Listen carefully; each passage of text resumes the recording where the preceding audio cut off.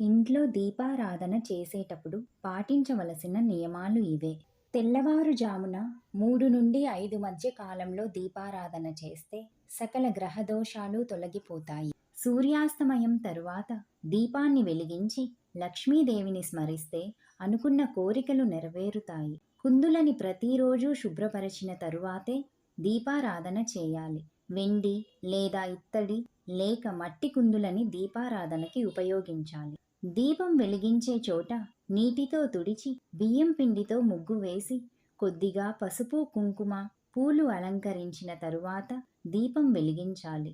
దీపం కింద తమలపాకు లేదా ఇత్తడి, రాగి, వెండి వంటి చిన్న పళ్ళెం ఉపయోగించాలి. అలాగే దీపం వెలిగించకూడదు. ముందుగా నూనె పోసి తరువాత వత్తి వేసి దీపం వెలిగించాలి. ఏకవత్తి లేక అగరుబత్తి వెలిగించి దానితో దీపం వెలిగించాలి. కనీసం 2 వత్తులు కలిపి వేసి దీపం వెలిగించేలా చూసుకోవాలి. గుడి లేదా ప్రార్థనా మందిరాల నుండి వెలువడే దీపకాంతి మీ ఇంట్లోకి ప్రవేశించకూడదు.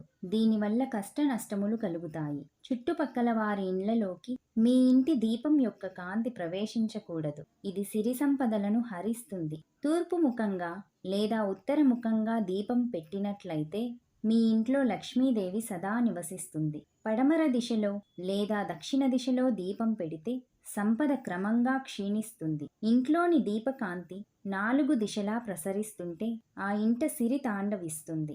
సంధ్యాదీపం మొదలు ఉషోదయం వరకు ఏ ఇంట దీపం వెలుగుతూ ఉంటుందో ఆ ఇంట్లో అష్టైశ్వర్యాలు కలుగుతాయి. ఆవు నెయ్యి శ్రీ మహాలక్ష్మికి, నువ్వుల నూనె శ్రీ మహావిష్ణువుకి, సుబ్రహ్మణ్య స్వామికి, కొబ్బరి నూనె శ్రీ మహాగణపతికి ప్రీతి. దీపం వెలిగించే సమయంలో ఆ పరమాత్మ యందే మనసు లగ్నం చేయాలి. చిత్తశుద్ధితో దీపం వెలిగించి ధ్యానిస్తే అది దైవానికి చేరుతుంది. ఇది అన్నింటికంటే ప్రధానం.